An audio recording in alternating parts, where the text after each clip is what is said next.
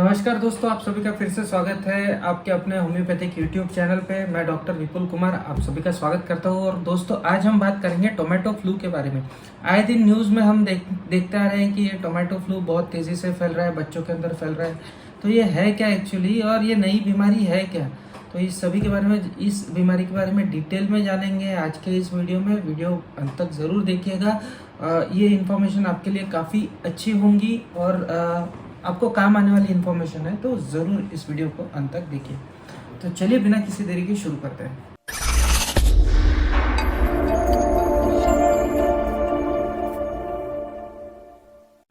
दोस्तों, इस साल तो नई नई बीमारियों के नाम सुन रहे हैं। जो पुरानी बीमारियां थी वो भी लौट के आ रही थी, जैसे कि मंकी पॉक्स 1970s में बहुत ज़्यादा हुआ करती थी, अब लौट के आई है।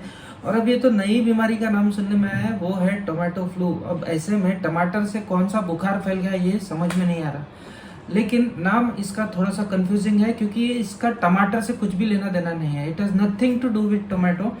इसको टोमेटो फ्लू नाम इसलिए दिया है क्योंकि इसमें बुखार आता है और उसमें ब्लिस्टर बनते हैं, लाल से चत्ते बनते हैं जो टमाटर के जैसे दिखते हैं। छोटे छोटे टमाटर जैसे वो फफोले से बन जाते हैं, चत्ते से दिखते हैं, और इसीलिए इसका नाम टोमेटो फ्लू दिया है। ये टमाटर खाने से या सब्जी खाने से नहीं होता, पहली बात। दूसरा, अब ये वायरस कौन सा है ये भी हम आइडेंटिफाई नहीं कर सके हैं। एग्जैक्टली पता नहीं है कि ये कौन सा वायरस है। ये कोई नया वायरस तो नहीं है। नोवेल वायरस बोलते हैं, जैसे कोरोना वायरस को नया वायरस करके घोषित किया था, नोवेल कोविड वायरस करके घोषित किया था। तो ये कहीं ऐसा ही कोई नया वायरस तो नहीं है, या फिर कई लोग मान रहे हैं कि ये शायद कोई पुराना एग्जिस्टिंग वायरस है जिसका मॉडिफाइड रूप हो। जैसा कि एक और बीमारी है, एक और वायरस है कॉक्सैकी वायरस, जिसके अंदर हमको ब्लिस्टर फॉर्म होते हुए देखने को मिलते हैं, इसी तरह के फफोले बुखार के साथ में होते हुए देखने को मिलते हैं। और ये कॉक्सैकी वायरस की वजह से जो बुखार आता है उसको हमने हैंड, फुट और माउथ डिसीज का नाम दिया है। कहीं उसका ही तो मॉडिफाइड वर्जन नहीं है, ये भी देखना बाकी है। अब इंडिया में 100 से ज़्यादा बच्चों के अंदर ये बीमारी पाई गई है। भिन्न भिन्न राज्यों के अंदर ये बीमारी हमें देखने को मिल रही है। तो ऐसे में कंसर्न होना लाजमी है, चिंता होना लाजमी है कि कहीं ये हमारे घर तक ना पहुंच जाए। ज़्यादातर केसेस में देखा ये गया है कि ये चिकनगुनिया के बाद में हमको वायरस होता हुआ देखने को मिल रहा है। ये बीमारी चिकनगुनिया के बाद में या डेंगू के बाद में हमें होती हुई ज़्यादा देखने को मिल रही है। अब चिकनगुनिया और डेंगू दोनों ही वायरल डिजीजेस है, लेकिन दोनों के अंदर जो कॉज है वो है मच्छर के काटने की वजह से होने वाली बीमारी। तो अब इसमें लक्षण क्या क्या देखने को मिलते हैं, तो वही सब लक्षण देखने को मिलते हैं जो चिकनगुनिया के अंदर हमें देखने को मिलते हैं। चिकनगुनिया में क्या देखने को मिलता था? चिकनगुनिया में ये देखने को मिलता था कि हाथों पैरों के अंदर बहुत ज़्यादा दर्द होता था, जोड़ों के अंदर काफ़ी ज़्यादा दर्द होता था, साथ में बुखार रहता था और कमजोरी से महसूस होती थी। इसके अंदर देखने को मिलता है साथ ही साथ थकान, जी मचलना, नौशिया, वोमिटिंग, डायरिया, फीवर, बहुत ज़्यादा डिहाइड्रेशन होना, पानी की कमी शरीर के अंदर हो जाना, इस तरह के लक्षण हमें देखने को मिलते हैं, जो कि कई सारी फ्लू के बीमारियों के अंदर हमें देखने को मिलते हैं। सीजन चेंज होने के बाद में भी जब फ्लू का फीवर आता है तो इसी तरह के लक्षण हमें सभी देखने को मिलते हैं। तो वही सब लक्षण हमें यहाँ देखने को मिलता है।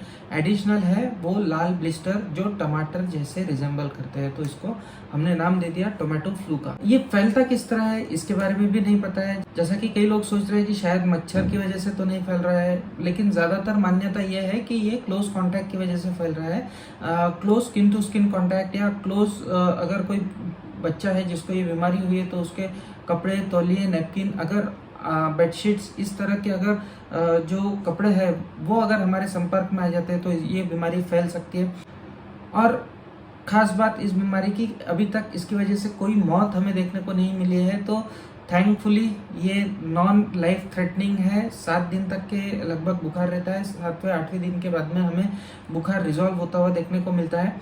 कंसर्न ये है कि अगर इसको हमने समय रहते नहीं रोका, रोकथाम अगर इसकी समय रहते नहीं की, तो बच्चों से फैलकर शायद वायरस मॉडिफाई हो जाए अगर वायरल डिजीज है तो, और बच्चों से निकलकर बड़ों के अंदर भी इसके सिम्टम्स हमें देखने को मिले, और हो सकता है कि इसका आगे चल के कुछ उग्र रूप ये धारण कर ले।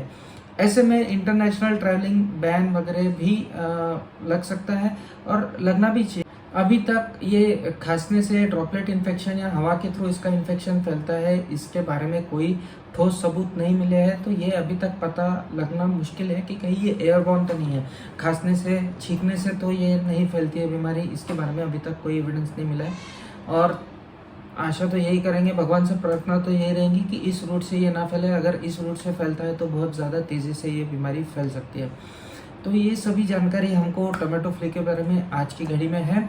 अब इसके लिए होम्योपैथी क्या दे सकते हैं? फ्रैंकली स्पीकिंग, ना मैंने कोई होम्योपैथिक ओपीडी के अंदर कोई पेशेंट देखा है जिसके अंदर इस तरह के सिम्टम्स हो, लाल ब्लिस्टर्स आ रहे हो। सर्दी बुखार के तो अक्सर देख लेते हैं, लेकिन लाल फफोले वाले टोमेटो फ्लू के जैसे लक्षण दिख रहे हो, इस तरह का कोई बच्चा अभी तक तो ओपीडी में भगवान की दया से नहीं देखा। होम्योपैथी में लक्षणों के ऊपर हम दवाइयाँ देते हैं। Homeopathy is a system which gives importance to the symptoms. तो इसके लक्षण देखते हुए, इस बीमारी के लक्षण देखते हुए ऐसा लगता है कि बेलाडोना जैसी दवाइयाँ, बाकी की फ्लू की दवाइयाँ तो है ही, आर्सेनिक है, पारसल्फ है, सल्फर है, ये जो बाकी की फ्लू के अंदर दवाइयाँ यूज़ होती है वो तो काम में आती है, लेकिन अगर ब्लिस्टर, पेनफुल, रेड हमें देखने को मिलता है तो बेलाडोना जैसी दवाइयाँ होम्योपैथी में बहुत अच्छा काम कर सकती है। होपफुली मैंने मेरी बेटी को भी प्रोफिलैक्टिक बोल के बेलाडोना 30 दिया है। होपफुली उसे इसकी कोई तकलीफ ना हो। बेलाडोना के बारे में सीरियसली हम सोच सकते हैं, लेकिन ध्यान रखिए, पैनिक नहीं होना है, सावधानी बरतना है। अगर आपको बुखार हो जाता है तो आपको पानी बहुत भरपूर पीना है, डिहाइड्रेशन की स्थिति ना उत्पन्न होने दें। सिम्टोमेटिक ट्रीटमेंट हम दे सकते हैं, सिम्टोमेटिक होम्योपैथिक मेडिसिन भी दे सकते हैं, जिससे वो लक्षण में हमको आराम होता हुआ देखने को मिलेगा। और बीमारी की जो ड्यूरेशन है वो भी कुछ हद तक होम्योपैथी से कंट्रोल होती हुई भी हमने कोविड के अंदर भी देखी थी, यहाँ पे भी देखने को मिल सकती है। तो ये सभी चीज़ें हम देख सकते हैं। तो ये थी जानकारी टोमेटो फ्लू के बारे में। आशा करता हूँ कि आपकी कुछ जो क्वेरीज होंगी वो इस वीडियो को देखने के बाद में सॉल्व हुई होंगी। और भी अगर कुछ आपको इस बीमारी के बारे में क्वेरी है तो मुझे नीचे कमेंट सेक्शन में लिख के बताइए, मैं एक और फॉलोअप वीडियो इस टॉपिक पे बना सकता हूँ। आशा करता हूँ आप सब खुद का ख्याल रख रहे हो, खुद की सेहत की तरफ ध्यान दे रहे हो। मिलते हैं अगले वीडियो में इसी तरह की कोई इंटरेस्टिंग से टॉपिक के साथ में। तब तक के लिए आप सभी की इजाज़त चाहूँगा। जय हिंद, जय भारत, बाय बाय। स्वस्थ रहिए, मस्त रहिए, खुद का ख्याल रखिए, बाय।